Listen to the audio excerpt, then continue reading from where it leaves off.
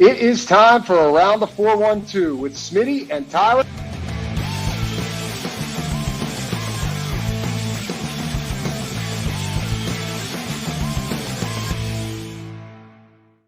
Welcome back to another episode of Around the 412. I am Tyler. With me, as always, is my co-host, Smitty. Follow us on all of our social medias at Around the 412. If you're not watching the show over on YouTube already, be sure to go check us out on there. Hit the subscribe button and hit the notification bell so you never miss a video. And also follow us on all of the listening platforms like Spotify, Apple Podcasts, where you find your podcasts. And if you check out the links in the description of the shows, you will find all of the links for our great sponsors. Including a golf outing that is going to be happening. I will say I know what the golf outing is, but I don't have as much information in front of me right now, so I'm going to let Smitty talk about that one, but it's a great cause, so listen up. Yeah, Saturday, August 16th at 9 a.m., the Horse Nickel Memorial is throwing the first of what we hope is many, and it becomes an annual golf outing. There you go, Sarge. I'll word it like that for you. At Fox Run Golf Course. Again, that's Saturday, August 16th at 9 a.m. Fox Run Golf Course. If you are in Western PA, familiar with the area, probably know Fox Run Golf Course. So the event, August 16th. However, June 5th is when you have to register your foursome by Ross, by the way, was texting me about saying the word foursome on here. He's like, that's like a legit thing. I was like, yeah, I know it is, but we were having some fun with it. So anyway, register your foursome by July 5th to be involved in the event. There's a dozen or so groups already registered, so make sure that you don't miss out. If you want to participate in a great event for a great cause with all the proceeds going to the Cancer Society here in Beaver County, and then get a chance to win some great prizes along the way as well, including friend of the show, Pat Fryermuth, giving an autographed jersey to the cause. So along with a bunch of other stuff, I'm sure. I know that there's typically, I don't want to speak on behalf of them, but typically they'll do golf clubs and some bigger ticket items and stuff like that as well. So no pressure, but now you better have a set of golf clubs as a prize. So there's that good stuff there. Tyler, this is now we're in the lull, but this was the last week where we actually had some action for a little bit. Now we got like a month and a half until training camp, and there's going to be a bit of a lull. This show will get very interesting over the next 6 weeks to see how we get through the content. But anyways, we did have mandatory minicamp this week. Aaron Rodgers getting in his first action. The social media clips were ablaze with Aaron Rodgers in action. And then, of course, DK Metcalf returning to the team after not being a part of OTAs. TJ Watt, however, still away from the team. They can fine him a little north of $100,000 for not participating in the 3 days. Although this is one of those things, it's like once they ultimately get that contract taken care of, they'll just like add that. They're going to back pay that, or maybe they're not even going to fine him at all. They don't have to. So that's not going to be a factor in anything. I'm sure that that'll get taken care of and smoothed over. And I eventually believe that that's going to, they're going to come to a contract extension. They're going to come to that agreement. The timing is interesting just because I'm surprised that it's even been contentious up to this point. I kind of thought maybe the middle of training camp, if something wasn't signed, we would start to see him, make a little bit of noise about it. Because I expected that he would not participate in training camp without a new deal, but I thought he would be there. I also thought potentially he would be at minicamp, but not doing anything. But it is what it is. I'm not holding it against him or anything like that. We can talk about this week that was in mandatory minicamp and what we've seen, what we've heard, what we're looking forward to, or anything like that. First thing I want to bring up, though, is a rumor that leaked just within the last 48 hours regarding the Steelers' interest in some cornerbacks. We talked a lot about pass catchers, but are they still in the market for another defensive back? It was put out there that they've inquired about the services of Jalen Ramsey, who we know is certainly on the market. And it's basically a matter of when, not if, Miami trades Jalen Ramsey to somebody else. And then Jaire Alexander of the Green Bay Packers, who I don't know if was he officially released yet, or is it still just they know he's going to be released? I don't know if the transaction has actually taken place yet, but he's going to be released by the Packers. So very different scenarios. One you're signing, one you're trading for. From the information that I've gotten, Jalen Ramsey thing seems real to me. Mm-hmm. I was told by a scout of the team that they love Jalen Ramsey. They love the idea of playing him as a big slot this year. And then if he is in the fold going forward, taking over on the outside for Slay following just the 1 year that they expect Slay to be on the roster. That would certainly be interesting because you're going from basically making no investment in the slot to a $21 million player in the slot. in 2025. Don't get me wrong, I love it. Can you just when you hear that secondary, Joey Porter Jr., Jalen Ramsey, Darius Slay, Deshaun Elliott, and Minkah Fitzpatrick. Whew. I mean, that goes from being what was in not that long ago a weakness of this team to maybe the strongest group on the team if they were to make a move like that. Yeah, for sure. I mean, this is something that is a serious look at the Steelers. I mean, I don't see a better scenario for the Steelers secondary than what they have on the table right now. If this is the route that we're going to go, obviously, I feel like a lot of people would probably rather them be trying to add to the offense right now, and in terms of pass catchers instead of pass defenders. But if they are seriously looking at Jalen Ramsey, and I know you mentioned Jaire Alexander, he was officially released by the Packers on June. Okay. So it is official. That would be technically the cheaper route to go in terms of probably what you could pay him, but also in the terms of you don't have to actually trade for him like you would have to do with Jalen Ramsey.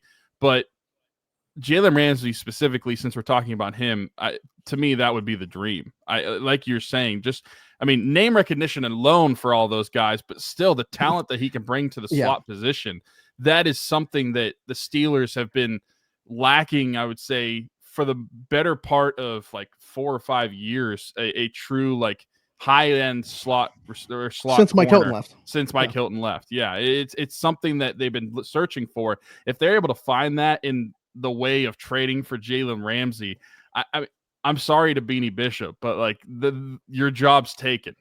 and no hard feelings. Honestly, on all 3 downs, because Jalen Ramsey can play he's one of the best tackling corners that we've seen. So he can play the run, can obviously play the pass. It'd be interesting to see how the deployment would go. If they do only put 2 corners on the field at a time, which 2 those would be. But that's such a good problem to have. I'm still skeptical that it's going to happen. I just know internally that they like him. I don't think there's legs to the Alexander thing, and I don't understand that fit. Because unlike Ramsey, he wouldn't play in the slot.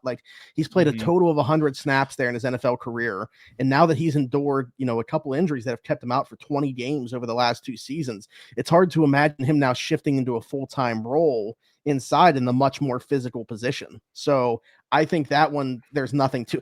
Honestly, what I think that is the Steelers called Green Bay before free agency, trying to make a deal for Alexander, and it didn't come to fruition.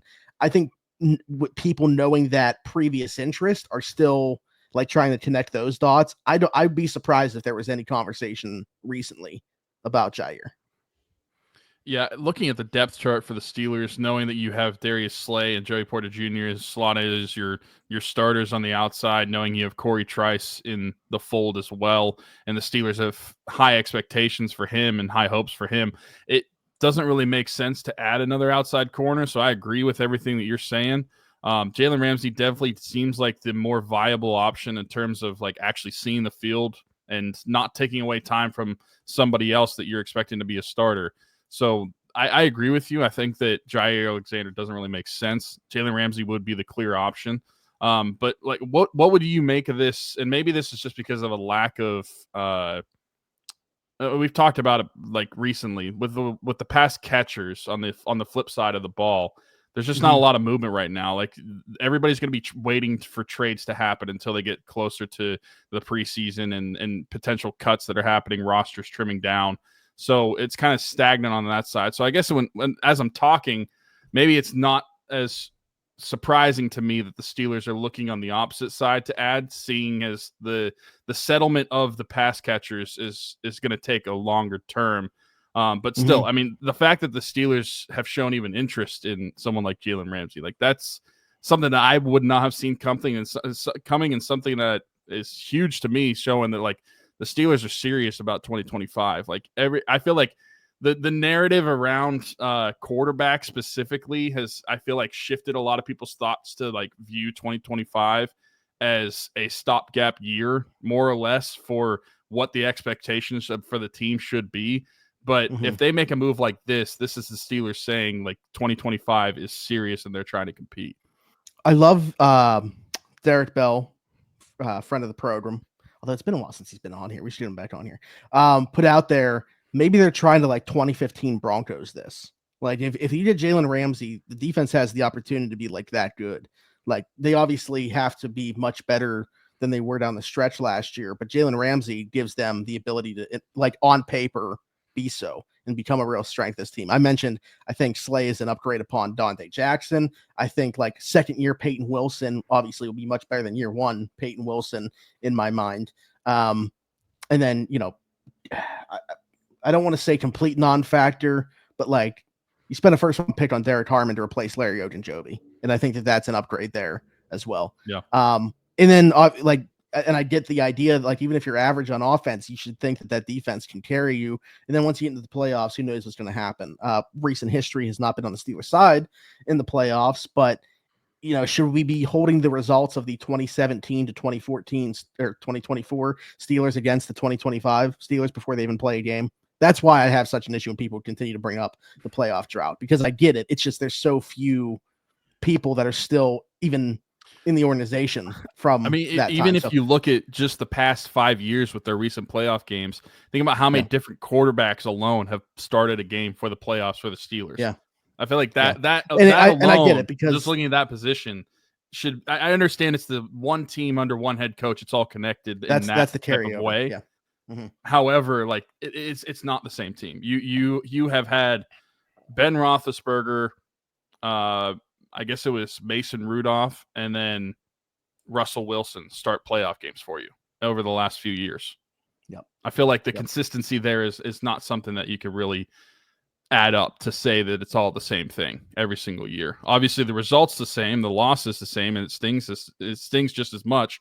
But going back to 2017 or 2018, whenever that actual playoff game happened against the Jaguars that started this whole drought that we've been on ever since, there's nothing similar except for the organization and except for the head coach when it comes to this playoff loss. So, yeah, I agree with you. I think that this defense, if they were to make a move like that, would get even better and be, obviously a strength of the team still, but one of the best defenses in the league on paper. Obviously, they have to go out on the field and make it, and we've talked about the Steelers defense even just last year in a similar light, and down the stretch, they kind of faltered away from that a little bit. But this is something where you look at the defense if they were to add a Jalen Ramsey. You look at what the offense looks like, and we'll see what they do with a pass catcher if they were able to add a wide receiver between now and the start of the season, which I still fully expect them to in some capacity. I just don't know whether it's going to be trade, cut casualty, or a free agent signing. But with the addition of Aaron Rodgers at quarterback, we're also, when we've talked about, expecting the best passing offense from the Steelers that we've seen for the better part of 5 years, at least since Ben Roethlisberger's retired. And you think you could even go back to like 2018 before Ben's last 2 seasons, where the expectation is that it's going to be that good. You're starting to talk about the 2025 Steelers, if all of this is adding up together, as a lot better than what everybody else nationally is going to talk about. But even some Steeler fans, the expectations should probably be risen if that's the case. Mm-hmm. And just, to kind of bring this back to the point that we were discussing, like, you're not finding the caliber of player of Jalen Ramsey at the wide receiver position right now. Like, it's just not happening. So if the idea is just to make the football team as good as possible, this is one way to, right now, as we sit here on June 12th, to acquire a game changer. What's going on, everybody? Smitty from Around the 412, and I just want to take a quick second to give a shout out to our folks at Game Changers. Their logo on the screen right now, right above my microphone. Over 2,000 different designs in their catalog. Luxury heavyweight material. I am wearing one of their shirts right now. Best vintage t-shirts in the game. Head over to gamechanger.la or pick6.la to pick up some shirts. And guess what? Use code AT412. Save yourself $10 on your order every single time. Again, gamechanger.la or pick6.la. Best vintage t-shirts in the game. Check them out. I do want to talk about the receiver thing, though, just because it was put out there. I think it was Jonathan Jones of CBS that the Steelers were lowballing teams right now, was the report that was put out there. And like, I don't know what that means. Like, I know what lowballing the word means. They're but offering like a seventh for yeah, Romeo but for Doubs? like who? Like, okay, like, is that? All right, I guess that would be, but I know that's not the case. Like, yeah, who is even available right now that they could? Would they call the Commanders and say we'll give you like a third for Terry McLaurin, like or something like that? Like that is really the only situation where I could see them lowballing a team. And this is the time of year where you would be lowballing. Most That's what I was about to say. negotiations, To be honest, start with a low ball. why would they not lowball in June when it gets Yeah. to August and you're ramping up towards the regular season? Maybe that increases, but June 12th, why would you not be lowballing a team right now just to see if someone takes the bait? Regardless of time of year, that's where the teams are starting their negotiations. Like, I don't know. It just seemed like weird to me that was put out there. It almost seems like it's a continuation again of their wide receiver pursuit for, a year plus now. And it's just people are talking about it like, man, look at the state of this room, how it really hasn't changed. And this being put almost, I'm not calling it like a hit piece, but it almost feels like there's more to it than just like what's gone on recently with the Steelers wide receiver search to me. Yeah, I'm really not worried about, and we've talked about the receiver search a ton the last couple of weeks. I'm really not worried about what offers are being thrown out by the Steelers in June. I'm really not. Is there somebody? There's not really somebody where that is like so obviously available. Again, like a receiver of the caliber of Jalen Ramsey, where I'm like, yeah, the Steelers need that guy right now. Like that guy just doesn't exist to me. We've talked a lot about the Packers guys. Like Dontavian Wicks would be my ideal player for them to acquire, I think. But the fact that we're talking about him as being like the best tells you the state of where we're at. And I don't even know if he's available. Clearly he's not for the price that the Steelers offered. So what would it take to actually pry him away? I think it's much more realistic that Dobbs would be the one on his way out, which I'd still take. I think he's a good player. It's just, I think Wicks complements better with what's not in the room right now. Like he brings the skill set that's not there. He's the Deontay Johnson for this offense. Ultimately, what I think is going to happen, I'll throw this name out there. I've heard this name a ton. I don't know if it'd be in a trade or via like him getting cut. Kendrick Bourne of the Patriots, I think is going to ultimately be the one where we're talking about it for a while because the Patriots have so many guys in that room, but like none of them are, real needle movers.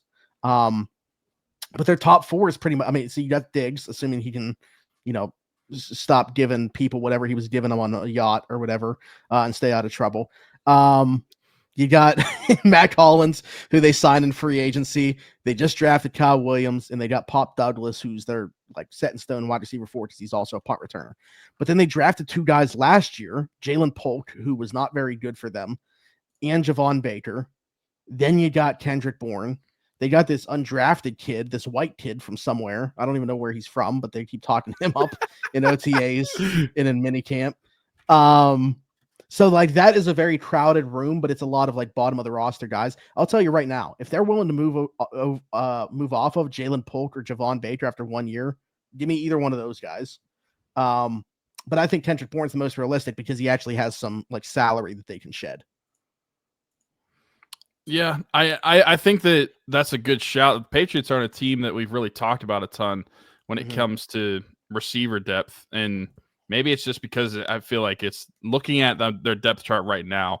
A lot of it's not as maybe high end's not the right word, but when we're talking about the likes of like with the Packers, when we talk about like Dontavian Wicks and Dobbs, I wouldn't say like necessarily like high end talent, but like you look at the Patriots and there's not even a ton of like mid talent that you're like, I have to have this guy. But obviously, if one becomes available, you take that chance. Is Chisholm Efton the white kid that you're talking about? Yes. Okay. Yes. Yeah, that dude. I mean, yeah, he's been tearing it up in OTAs and minicamp, and really getting talked up by the coaching staff. So, I mean, if he makes the roster, my goodness, like 2 of those guys might not make it. So. I mean, my outlook on the Steelers receiver search right now is really I'm putting it on hold until August. I really, unless it's a free agent, I don't think that anything is going to happen until we get closer to the season, like within 2 to 3 weeks. Did the way things go down last year change your perspective on it? Like, is that why you're saying this now? Or I'm sure it's playing into it. I wasn't thinking about that, but I'm sure like in the back of my mind, it plays into it. Just because I feel like looking at last year, we had so much hope, I guess, that it was going to work out with Brandon Ayuk and the 49ers, and the trade was actually going to happen. And all up until like the week before the season, it didn't happen. Mm-hmm. And so this year, my approach, I guess, is affected by that. It's a little different, where I'm not really expecting one particular guy. I'm not even expecting one particular avenue, whether that is a trade or a cut or a free agent. I'm just kind of open to all of it and sitting back and waiting to see how it actually plays out. The only way I see a Steeler wide receiver signed before August, in my mind, is if it's one of the free agents. Like if they decide to just sign a Keenan Allen. Mark Cooper. Well, Cooper. I don't know if Keenan Allen's going to change his mind, but he said he didn't want to play for the Steelers. So, did he? Yeah. I mean, good friends with Mike Williams. Maybe there was a conversation there. I'm not sure. But well, I mean, either way, that's the only way I see something in the near future happening whenever it comes to the wide receiver market for the Steelers. Otherwise, I feel like it's just going to be lukewarm for a while, and people are going to need to just sit back and wait. Because like I mentioned a little bit ago, a lot of these trades, a lot of these decisions, and we just talked about it with the Patriots, a lot of these are not going to actually come to fruition until some of these roster decisions are actually being made. Those don't happen until the mid to end August. So I just don't see a way where the Steelers are going to actually know if any of these guys are available until mid-August. New England, Green Bay, despite what their GM told me, I think Tampa Bay still got to be in there. Houston's got to be in there. Minnesota, give Jay Jettas a call. You know what? You know what's going to be one to watch? Denver. Because they're in the same situation contractually with Courtland Sutton. Now, after seeing what they did from Bo Nix last year, maybe they're more motivated to pay him. But, like, if that doesn't happen, I guess it shouldn't be a slam dunk that, like, really good receivers on up-and-coming teams get contracts. Because look at Terry McLaurin right now with Washington. I don't know what's going on there, by the way.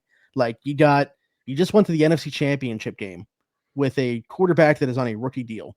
By the time Terry McLaurin's next deal is going to be up, that's when you're going to start paying Jaden Daniels. What are we doing?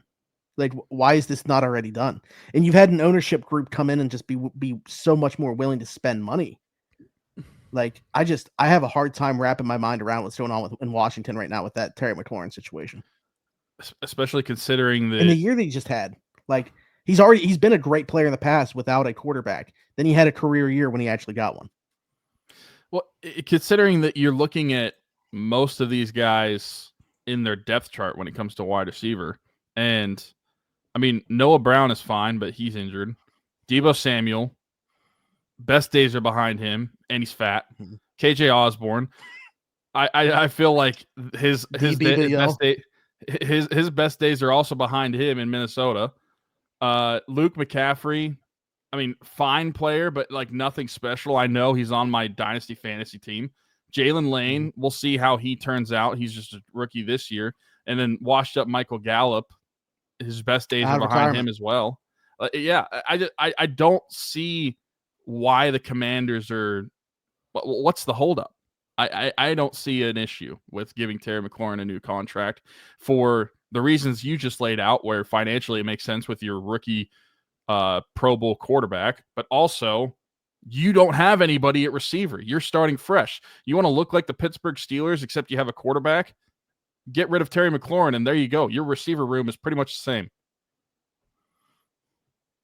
Yeah, very odd situation. I can't wrap my mind around it, and I don't know. I'm still expecting that they're ultimately going to get something done, but like, why is this even a conversation? Like, why are you creating a contentious situation with your star player? I just feel like there doesn't need to be. But all right, that's that. Let's talk about this week that was. But I guess before we get there, we could play Teak's ad. How do I? A lot of people that participated in OTAs and minicamp and will in training camp as well, unfortunately, just aren't going to make the cut. Smitty from around the 412 here. And while I may not have much hair, the hair that I do have will not be cut by anybody besides Keek at Keek's Barbershop. My friend Christian Circle, been with us since day one. Keek's Barbershop, located 401 Burkitch Way, Suite 2 in Beaver, PA. Download the app The Cut. Book an appointment with Christian today, or you can do walk-in with Tony or Ashley. But again, Keek's Barbershop, 401 Burkitch Way, Suite 2 in Beaver, PA. Go check them out. Old school vibe in there. Absolutely love it. Cannot recommend them enough. Wouldn't go anywhere else. Maybe I'll see you there. Getting my haircut at Keeks on Saturday, and I successfully did it. I don't know if you remember on this podcast, but I said I wanted to make it to at least 30 without going completely bald. And I turned 30 the day that this comes out, I turned 30. So I did it. Not in great shape, but I did it. I will not say anything. I'm glad that you made it. And I will leave the air of surprise for all the YouTube watchers, because I feel like for the majority of them, unless they were like in the early days of around the 412 and they really scroll back, if there's a video where you don't have a hat on, you have a hat on every single video. For good reason. Yeah. There's some early on that I didn't, but I mean, if you want some goodies, just let me know and I'll send them to you. They do exist. But all right, let's talk about mandatory minicamp taking place. Aaron Rodgers in attendance, obviously. DK Metcalf in attendance, obviously. Allen threw something out there that I thought was super interesting. I'll see if you feel like it's also super interesting here on his practice report today after the final minicamp practice. Talk about Payton Wilson and, his desire to become a 3-down linebacker. And he's been playing in that role so far. I know it's super early. We're not even at training camp yet. But I was under the assumption, or at least I would have thought, we're going to see either Malik Harrison, Cole Holcomb, just depending on how the roster shakes out, on early downs, and then Payton Wilson kind of in the same role that he was in last year. But at least early on, and like Alan said, talking with coaches, talking with Payton, he's trying to hold off the other guys, and very well might just be him and PTU staying on the field as 3-down guys. That actually is interesting to me, just because of, and maybe this is just me not assuming that he could bulk up, but like the build of Payton Wilson to me just seemed like he's not an early down backer. But if he's able to do that, I think that that's huge for the Steelers. Being able to fill a role of the loss of a Landon Roberts with the early down, and if he's able to replicate what he was in those rundowns, I feel like that's something that would be huge for the defense. Something that I definitely wouldn't have expected. I expected a jump from Payton Wilson in year 2, but if he's a 3-down backer, that's something that I think that would be huge for the middle of the Steelers defense, and huge for their linebacker depth. I felt like losing a Landon Roberts going into the season. I know they added Malik Harrison, but I don't know about you, but like I wasn't like over the moon about that signing. I didn't think it was like really that significant. And then Cole Holcomb coming off his injury, we didn't see him at all last season. We had no idea what to expect as far as what his football future was even going to look like. And then you have the likes of Mark Robinson and Carson Bruner, the 7th round draft pick, which, I mean, no idea if there should be even any expectations for a guy like that. Mark Robinson's been a fine special teams guy and played on the defense in a pinch, but linebacker to me was something that was kind of a concern going into the summer, because I felt like that's something that they had a loss of whenever Landon Roberts left. Still makes no sense to me why they didn't extend him or give him a contract. It makes no sense to me at all. But I mean, I felt like linebackers was an area where they needed to focus on and needed to get it right. If Payton Wilson is the answer to that in the early downs, it would be a surprise to me, but a welcome one, because I felt like the depth at linebacker is probably something that is a little, I don't want to say it's like overrated, but I feel like it's more of a concern than people are people aren't talking about it, I guess, is what I'm trying to say. I am very intrigued by this because I think there's so many NFL like quality guys. Not saying that like necessarily starting quality or guys who would want having like massive roles, but like all 6 of the guys that you brought up are NFL players, in my opinion. So I think that's what's so intriguing about it. And ultimately, it's just going to come down to like what type of body type. Bruner can play special teams too, was very good at them at Washington, is a really good mover in space. He's more of like honestly, it's funny because having a conversation with Nick Farabaugh, he comped him to Holcomb coming out of UNC. Like that is who Bruner reminded him of at Washington, which I actually can see that the way that he like moves in space and can play sideline to sideline, the coverage instincts that he plays with, still needing to kind of, his run game chops aren't necessarily there. But he's also like he's only a 1 year full-time starter at the position too. So, but then you have like the inverse of that and Mark Robinson, who's more of the thumper special teams type. And I don't know that there's room for both of them on this roster. Also, so are they going to go with the guy in the league?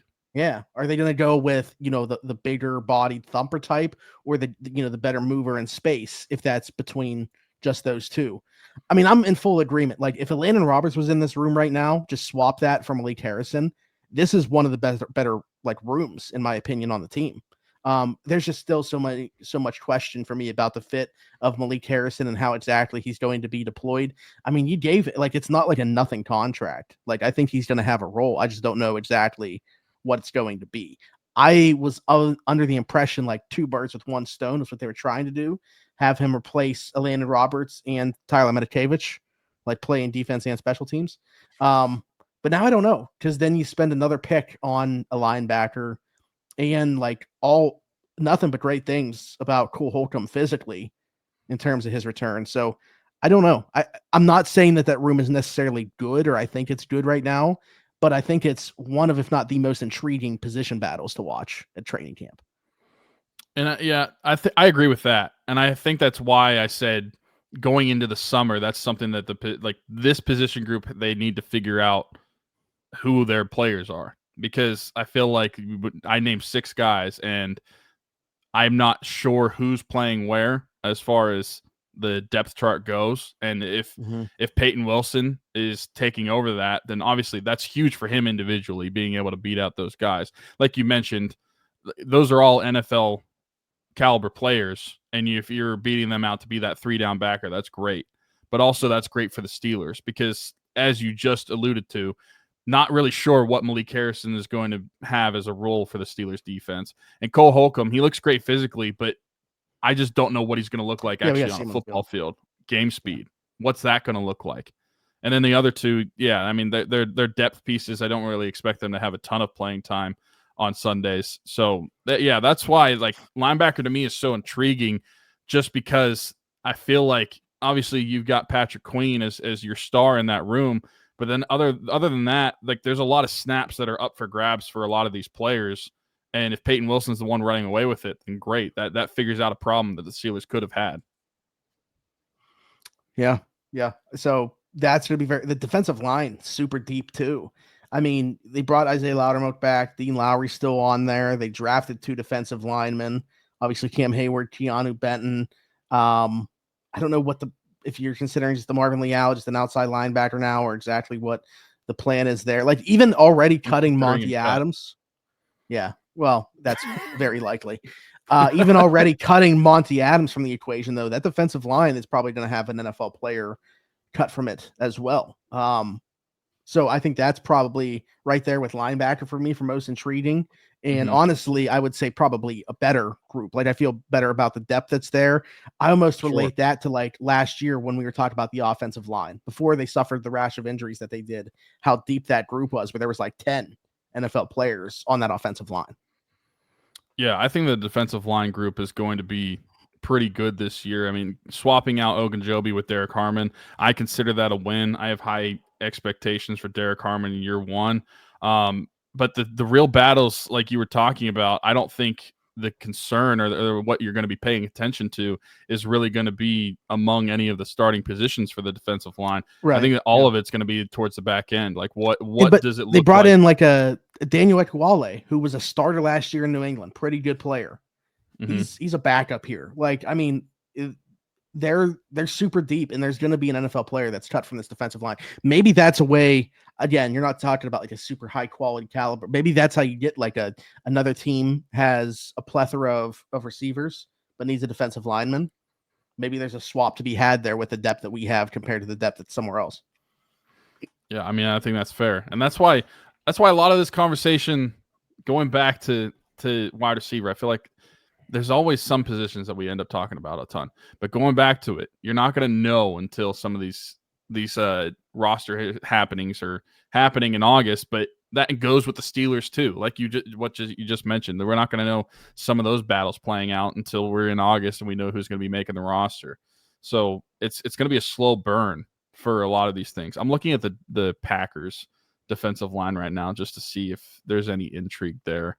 Devontae Wyatt, Kenny Clark, Rashawn Gary up front, Baron Sorrell, Carl Brooks, Colby Wooden behind those guys, Brenton Cox Jr., Warren Brinson, James Esther. So a couple rookies from this year's class are in their depths right now in the defensive line. I mean, maybe there's something there that could happen by August time, but yeah, I when it comes to the Steelers, just looking at it this summer, I feel really comfortable about the defensive line room. I mean, just even a lot of the position groups overall on the defense, I feel pretty comfortable about. And we talked about the defensive backs earlier on. It's mainly corner. Looking at what it could be if they added the Jalen Ramsey to that room, that makes the depth even better. And I feel like it's a depth that I feel pretty good about right now. That would just take it over the moon for me. Honestly, one of the ones that I am curious about is what the depth of safety is going to look like behind Deshaun Elliott and Minkah Fitzpatrick. Like, we have Miles Killebrew, who is obviously a special team savant, but not really defensive safety, or what you're keeping He him only around plays for. on the goal line. Yeah. And so you have Juan Thornhill. I'm curious to see like how that relationship with the Steelers is going to work out, what that turns into, because we did see over the last few years the Steelers incorporating like a lot of 3 safety looks. I'm wondering if he's going to play into that too. Like, He's got to stay healthy first and foremost. I mean, like he wasn't able to without Demonte KZ.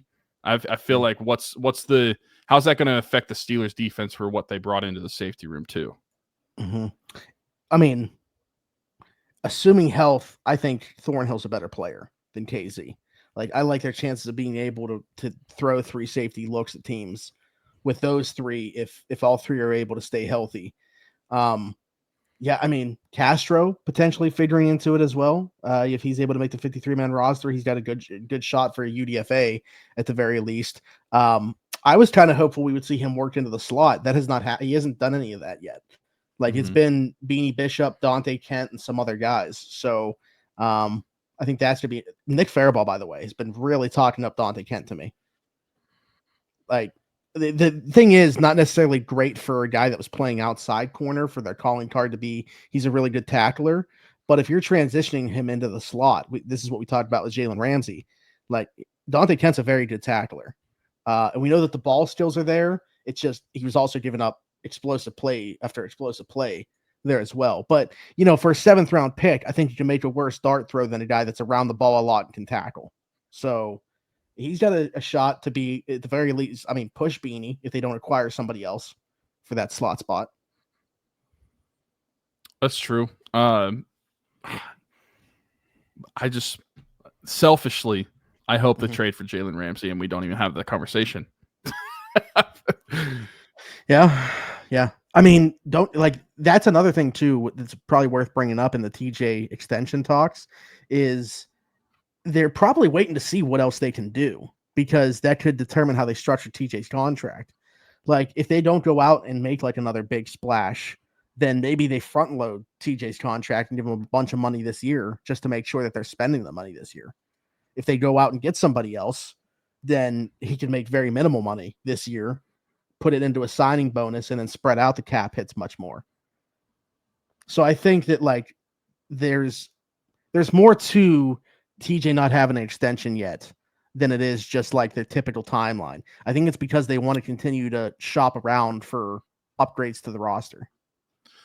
So then do you think that the contention that has been reported, alluded to, whatever you want to say, do you think that a lot of that is real, or do you think that a lot of that is just talk? I don't think there's like bad feelings, but I think he is trying to put some pressure to get it. Like, I think he wants it done.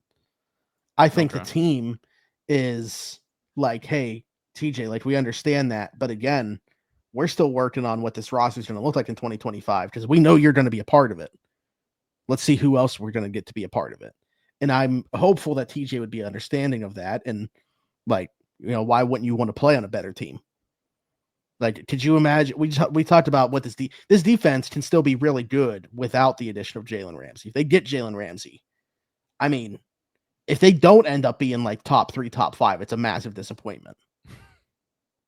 So, yeah. I mean, they still ended up being like 6 last year. It's really just the way that it ended, that everybody left a bad taste in everybody's mouth. Mm-hmm. But yeah, and then from the weapon perspective, it's gonna be a waiting game. Like, it's not happening right now, unless it is, like you said, maybe they change their tune on an Amari Cooper or Gabe Davis's knee checks out, something like that. Like, that's the only situations that I see. Probably, and honestly, we were talking about the Terry McLaurin thing. One of their receivers just went down. Noah Brown got carted off at minicamp. So does that put more pressure on them to make sure the deal is done with Terry? And not only that, did they go and get an outside receiver? Like, all of a sudden, do we have, competition if we wanted to bring Gabe Davis back in, if we wanted to bring in Amari Cooper? Mm-hmm. So I think that there's a lot of factors at play here. I don't think that honestly, it wouldn't surprise me if TJ ends up signing an extension before they get that pass catcher. Yeah, I think that's a very good probability for the reasons that we've laid out at length, really, not just this episode, but the last several episodes, just because this is going to be a long process to find out what wide receivers are going to be coming from other teams that are potentially available to the Steelers. I will say I'm very confident that if the Steelers, unless the Steelers sign one of the free agents and their tune changes to one of those guys and they work something out there, TJ Watt's contract will be done before a wide receiver is added, just because of the nature of it. There's no way I see a trade happening with another team or a wide receiver that is worth adding being cut before TJ Watt signs his extension. Yeah. I mean, I'm in agreement. Like, predictively, I think that, and that's not completely shutting the door on it happening, but it's just like predicting the timeline. I'm in the same ballpark as you are, where I think that gets done first. But be interesting to monitor. Anything else that you're looking forward to? We're going to do another one of these where we talk about like stuff to look forward to in training camp and stuff, I guess, from that perspective. But is there another position group? Well, we've talked so much about receivers. I feel like we should leave them out. I mean, for me, tackles are as interesting. Okay. Mainly because I want to see the development of Broderick Jones some more. I want to see what post-injury Troy Fautanu looks like. And I'm assuming that the tackles are going to shake up where Jones is on the left and Fautanu is on the right. Would I be correct in that? Yeah. Mm-hmm. Okay. Yeah. I mean, I want to see what not just the starting tackles look like. I mean, what does it look like for Calvin Anderson, Dylan Cook, like the depth guys they bring in, what the battles for that offensive line are going to look like too. But mainly, like, that's one of the ones where I think you do have some depth behind it, which can be interesting battles as well. But the starters, not that they're necessarily battles. I think those guys are pretty chalk as far as who's starting and where they're starting at. But I want to see how those guys respond, because Broderick Jones, pretty good sophomore slump, and it's super important considering the 41-year-old quarterback you just signed to keep him protected.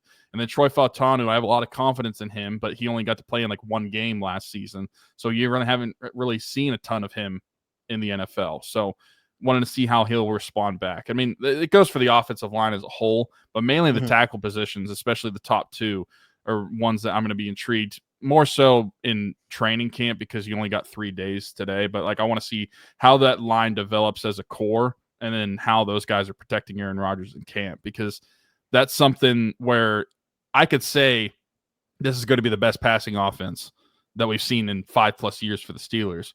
But if they can't keep them upright, then it's all for naught. So we'll have to see how that plays out. And honestly, though, I do think a big part of, like, I think Aaron's going to protect them too. Like, with how quickly he gets rid of the ball.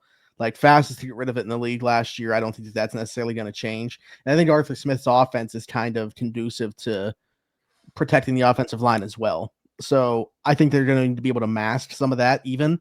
But I'll be honest, and there's a lot of projection here. I feel pretty good about this offensive line. I think, especially in the second half of the season, we could be talking about this group as like the top 10 to 12 offensive line in the league.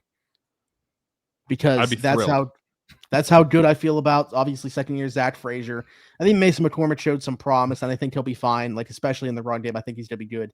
You know how I feel about Troy Fautanu. I think he's a stud. Like, it's so sad that we didn't get to see him much of last year. I think as long as Broderick is like Dan Moore Jr., this offensive line is going to be completely fine.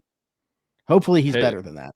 That's like $65 million Dan Moore Jr. You get 82. Oh, 82? 65 guaranteed, but you get the contract was 4 years, 82. Yeah. Then that's $82 million Dan Moore Jr. I mean, I feel like Dan Moore, and I will continue to say this. I said it last year at the end of the season. I also said it whenever he signed the contract. I feel like he was like underrated for how down a lot of Steeler fans talked about Dan Moore Jr.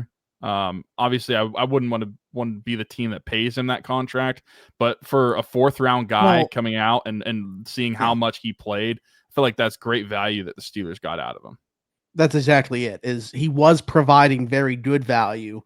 Now he's like massively overpaid, but for a fourth round rookie contract, he was providing insane value, being a starting left tackle. Mm-hmm. So yeah, not nearly as bad as a lot of people would make it seem, but yeah, hopefully Broderick is better than that. I was just providing. Hopefully Broderick's floor this year at left tackle is Dan Moore at his best. That was my point. But anyways, I think that's it. Unless you got anything else you wanted to bring up at the end here. I'm good. I'm just happy that we don't really have to talk about a quarterback. I mean, we talk about a quarterback, but not in the same way. It's a change of pace. You know what? Yeah, real quick. Let's end with that, because I am somebody that definitely wasn't letting like my personal feelings get in the way of Aaron being this team's quarterback. I'm not the biggest Aaron Rodgers guy from like an off-field perspective. And he's a very obviously polarizing person, but it's not like he's done anything illegal, right? Like, we've had literal criminals play for this football team before and have had to root for their success because they were on our favorite team. Just recently as last year, and I'm not comparing the situation, like, we did not want Cam Sutton on this football team. We were pretty vocal about that. Aaron obviously has not done that, but for one reason or another, for people not liking him, there are fans that did not want him on this football team. And I think that's completely fair. Like, not going to tell somebody else how to be a fan. You have your reasons you did or didn't want Aaron on this football team. But it's been a week since he's been a Steeler, and I don't know how you feel about it, but I feel like he has integrated himself in a big way. Like, not just with teammates, fans, media. Like, he's doing and saying all the right things just within a week here. I don't know if like captivating is the right word, but he's really like rallying the troops, if you will, I think internally. Like the way Zach Frazier talked about it, where he was like, he pulled the locker room together, explained why he hadn't been there, and said, I'm all in now though. Like that, reading that kind of stuff, it's hard not to get fired up about his inclusion now. Yeah, and this goes back to what we talked about last week whenever he was going to sign. He hadn't technically officially signed when we recorded yet, but it was announced that he was actually going to sign the paper. Nothing that Aaron Rodgers has ever been talked bad about has really ever been locker room stuff, on-field stuff. Everything is just people off the field don't personally like the guy, which if you don't like the guy, I'm not going to tell you otherwise. That's your prerogative. You are fine to feel that way. Don't care. But we had just discussed that it didn't make really any sense to us from a football's perspective why anybody would disagree with this signing, unless you want to just say that you're old and you think he's going to play bad. Sure. I mean, you're fine to that opinion too. But when I see this is to me maybe just what we should have expected from Aaron Rodgers. And I don't know that he's necessarily doing it on purpose because he is that polarizing figure that a lot of people are negative on, or if this is just naturally who he is as a player and as a teammate. But to me, this is just something that I feel like a lot of people are projecting him as a teammate and as a player based off of their personal feelings towards Aaron Rodgers. I mean, and I feel like you should be able to disconnect the two.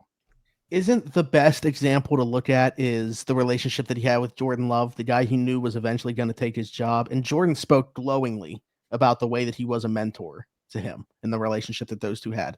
To me, there's not a better example to look at than that one in terms of what Aaron was as a teammate. Obviously, he's got like his close-knit guys too, AJ Hawk, David Bakhtiari, Mercedes Lewis, like those guys, Jordy Nelson, Randall Cobb, Alan Lazar, the guys who followed him around and stuff. But the quarterback that learned under him, when he knew that quarterback was eventually going to replace him with the team that he had previously hoped he would finish out his career with and be a one-helmet guy, I think there's nothing that speaks more volumes than that. Yeah, I agree.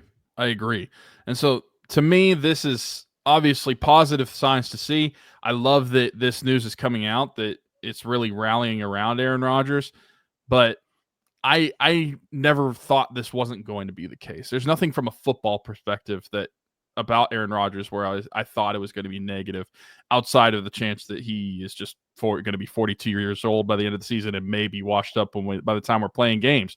But outside of that, I'm perfectly fine with it. And yeah, like you said it last week, we're never going to tell people how to fan, but it just it doesn't. Well, and you look at the contract that he got, like, you know, it's basically the Russell Wilson contract, and it's below average starting quarterback money.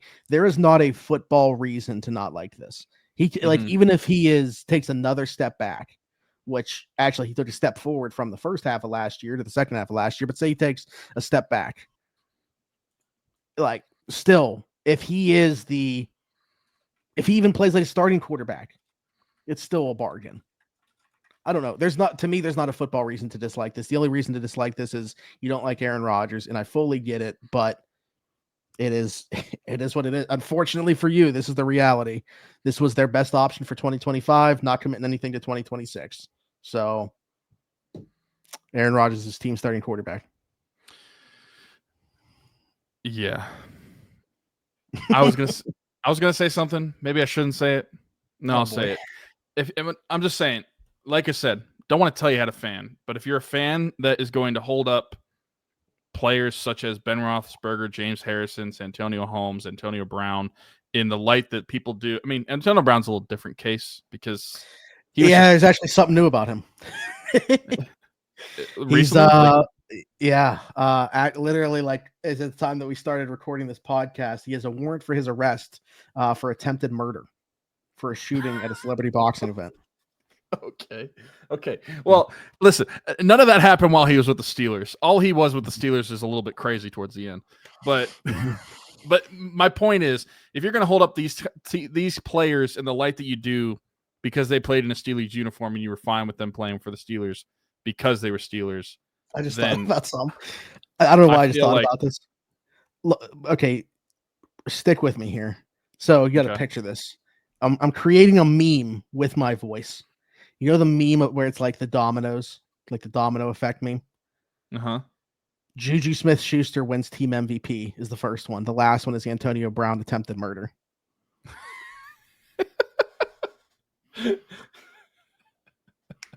That's literally been the domino effect of the 2018 Pittsburgh Steelers.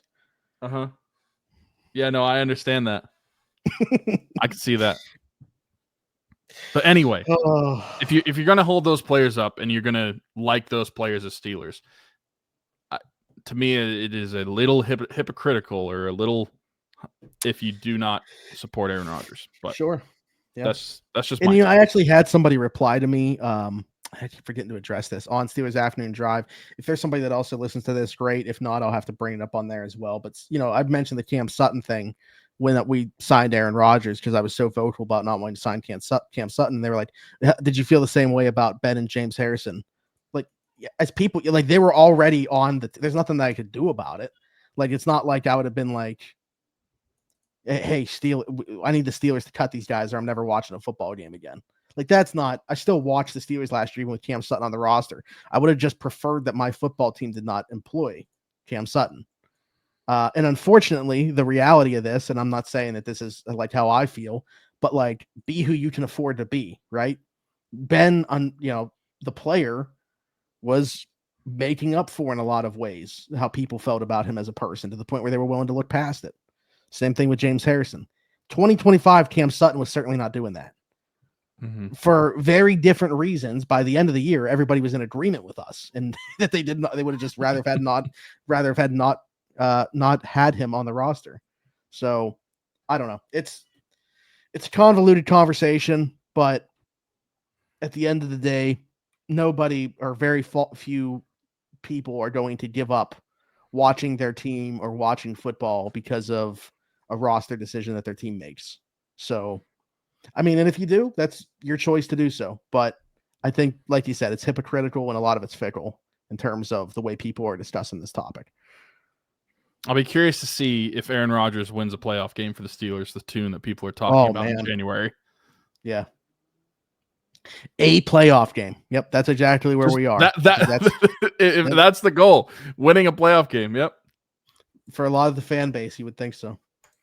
That's all we talk about. But anyways, we're going to get out of here. This actually went a little bit longer than I thought it was going to based off the topic list, but be sure to like, subscribe, hit that notification bell here on YouTube. If you're listening somewhere else, Apple, Spotify, wherever you get your podcasts from, be sure to leave us a 5-star review and subscribe over there. And whether you're watching or listening, go to the other platform and do the exact same thing. Also check out the links in the description for all of our sponsors that we've talked about already. Game Changers, GameChanger.la or Pick6.la. Save yourself $10 using code AT412. Hey, I'm actually rocking the DK Metcalf one right now, but I would expect an Aaron Rodgers one to show up in the shop sooner rather than later. And I made the promise on here, I believe, that we would give one away when it does drop on the website. So we will certainly be doing so. Keith's Barbershop, download the app. The Cut, book an appointment with Keith today. We're going to do a walk-in with Tony or Ashley. Again, download the app, The Cut, to be able to do so. And then right above Tyler right now, we got Marcelo Electric, our friend Brandon Marcelo, a.k.a. Boots, his small business serving Beaver, Allegheny, Lawrence, and Butler County. Hit him up, 724-614-0611, whether it's residential, commercial, service calls. He does it all. Again, Marcelo Electric, 724-614-0611. His Facebook page down below with all that information, as well as some pictures of his work van, and a lot of cool other projects that he's been working on over there. So be sure to go check that out. And then, as we mentioned at the top of the show, and I'll mention again, the Horse Nickel golf outing taking place, Fox Run Golf Course, August 16th. That's Saturday, August 16th at 9 a.m. Be sure to register your foursome by July 5th. To be eligible to play in it. Fox Run Golf Course, Saturday, August 16th, 9 a.m. The Horse Nickel, first of hopefully many golf outings taking place there. Register July 5th.